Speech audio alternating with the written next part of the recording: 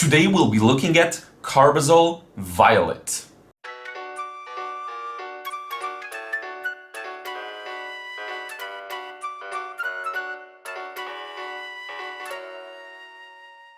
Sup, Lebron here. Thank you for joining me in another episode of The Paint Show. And as I mentioned, today we're going to look at Carbazole Violet, and I'm really happy because this one is an old favorite of mine.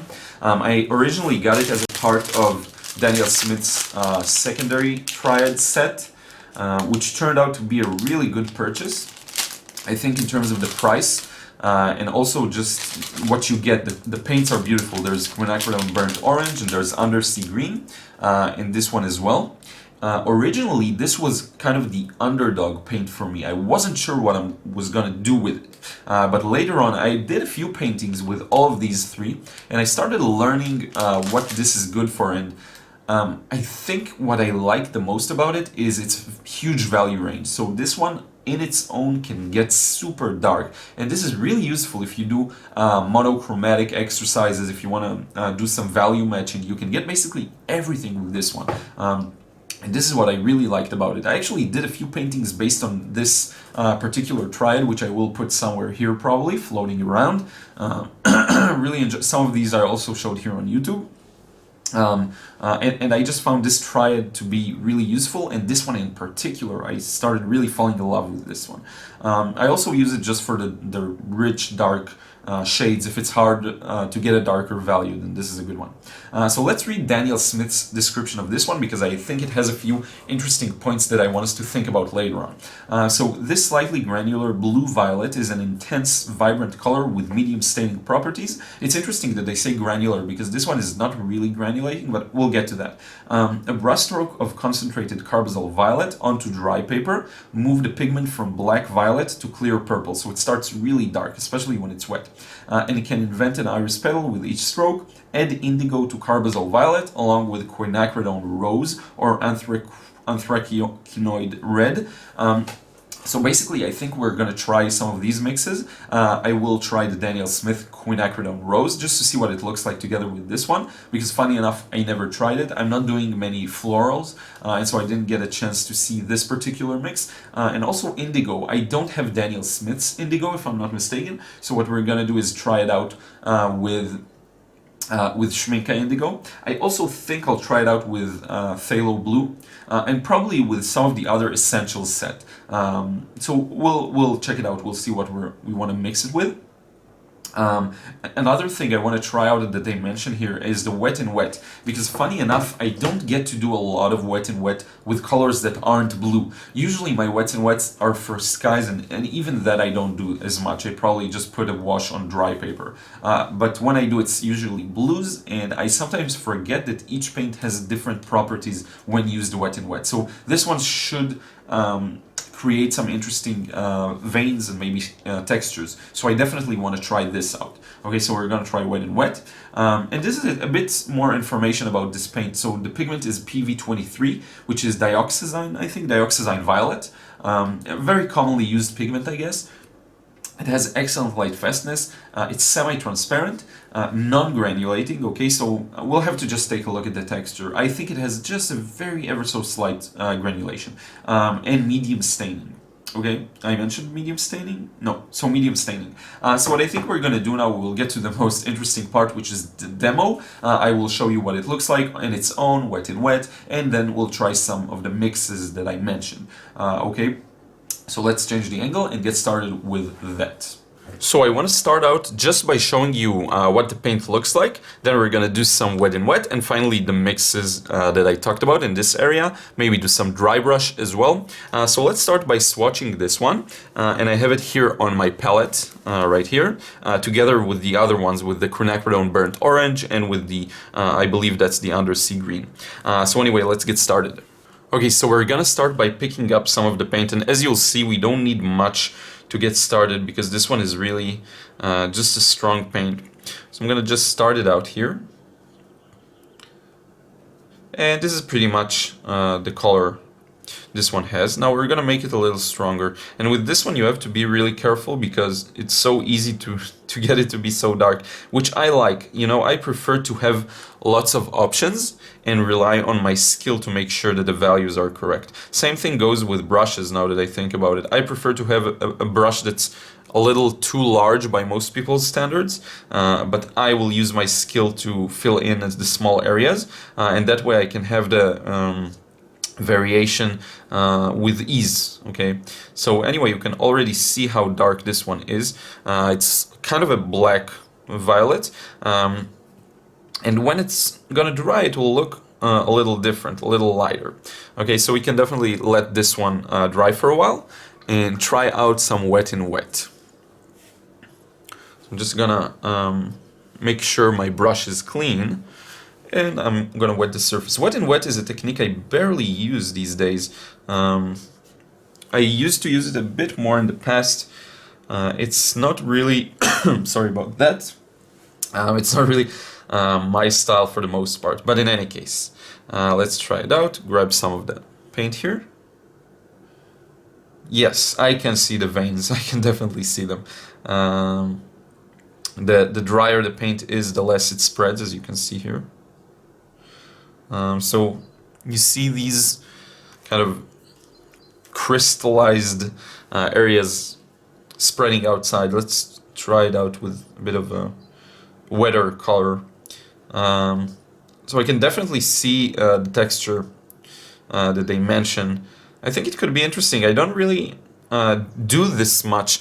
If you have any idea what to use this kind of texture for, maybe leave a comment below. I'm interested to know because it does seem to kind of fade and move a lot. You can see here strong movement of the pigment.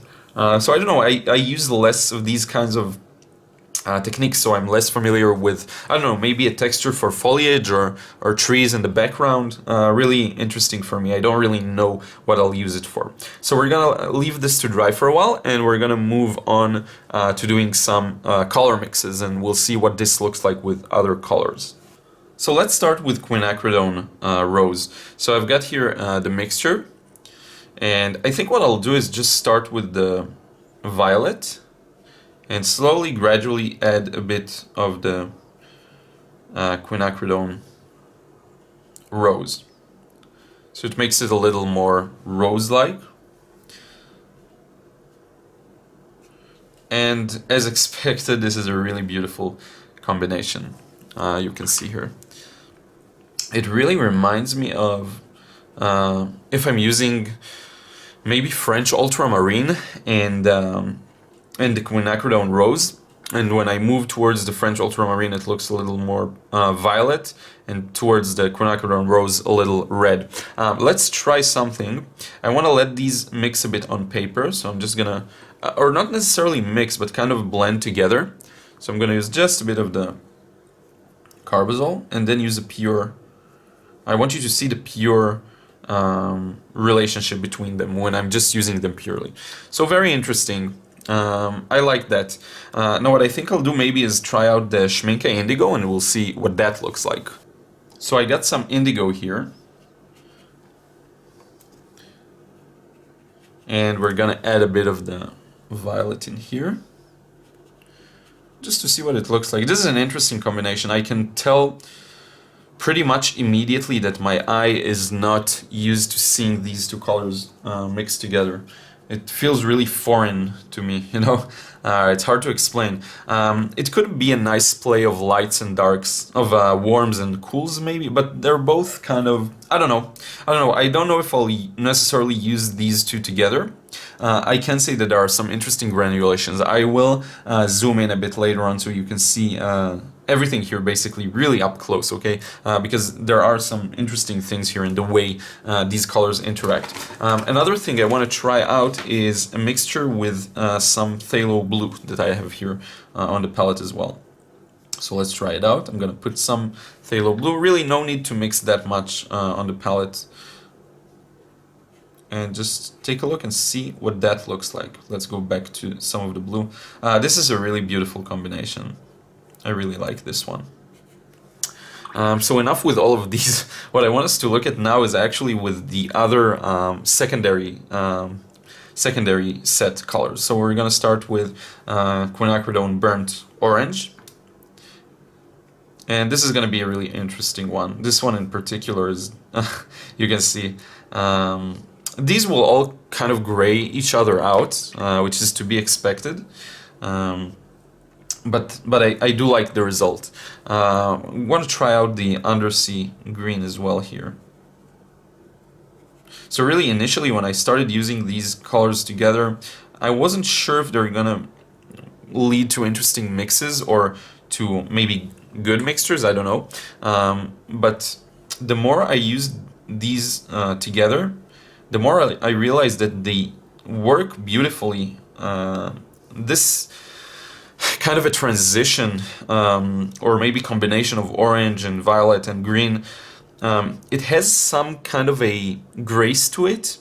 It reminds me of maybe older artworks that had a bit of a more subtle color harmony. I don't know if it's just me or it's actually the case, but really when I look at this, it is definitely harmonious to me. And this one is actually a bit contaminated by the indigo, so it does change it a bit, but in its purest form, and you can see more of that here, these three really work well together to create a subtle harmony that, for me, it shows more of a finer taste, I guess. And it reminds me of some older artworks, maybe realistic old artworks by some of the great masters. Although it's definitely just my feeling, I didn't go back and analyze paintings and find this trial necessarily, okay? But I'm sure it's there somewhere. So in any case, this is it. Let me zoom in a bit on the results so you can just see these up close. Okay, so here's the final result. As you can see, this has a crazy range of values because this one's dry, and check it out, see how dark it is, and it's dry. Like, it is dry, it's 100% dry. I just took a look in the light and it is. This one as well, look at the wet in wets. This was done, again, wet in wet. So this is crazy dark. I don't know of many colors that can achieve that. I think phthalo blue to some degree can do that. Some of the phthalos, but I don't know, this one is excellent for monochromatic painting, for all of that, it's great. Now here's the mixture with the Quinacridone Rose. Again, really beautiful. I really enjoyed this one. We have here some of the indigo, phthalo blue, and finally this trio that I really recommend basically you get. It's a really good one. It's 3 tubes, 15 milliliters, so they last really long and they work really well together. So if you're doing lots of work that has maybe a bit of a darker color harmony to them, I really recommend this one. They are all really, really beautiful colors. So anyway, this is it in terms of all of the mixes we tried. Sorry about the shakiness. I'm basically lifting this up to the level of the camera because it just looks much better. So in any case, this is it. I really hope you enjoyed this episode and this demo. Let's change the angle and wrap up this video. So friends, this is it. I really hope you enjoyed this episode of The Paint Show and looking at Carbazole Violet. A few important notes. So you may have noticed I started putting links to products on Amazon. Okay, these are affiliate links, meaning if you want to buy any of the products that I show you here, especially the paints, because I see that a lot of people are developing interest in the paints I show. Definitely use my link in the description box, because what happens is you pay the same price and I get a commission. Okay, so if you're interested in getting one of the paints that I show, click the link to purchase in the description box. It's just gonna send you to the product, but it will have my affiliate link, so it means that I'll get a commission as well. And yeah, I'm really enjoying the paint show. I actually want to do I think I will increase the frequency, so I'll make sure to at least have one episode of the paint show a week. I do plan in the future to have a more well-organized schedule, and then we will devote a specific day to the paint show. I just want to get some things organized. Right now it will be hard for me to set a hard division of days or a schedule for each day, each type of video, but in the future I definitely want to do that. So maybe we'll have Sunday the paint show, Monday a sketch day, Tuesday, a portrait, and each day will have its own kind of thing. And that way, even if there's one particular type of video that you like, or maybe one particular type of video you don't like, you know that day that you just don't have to watch. So anyway, this is it. Again, thank you so much for watching. Thank you for all of the support. I really appreciate it, and I will see you again in another video and in another episode of The Paint Show real soon.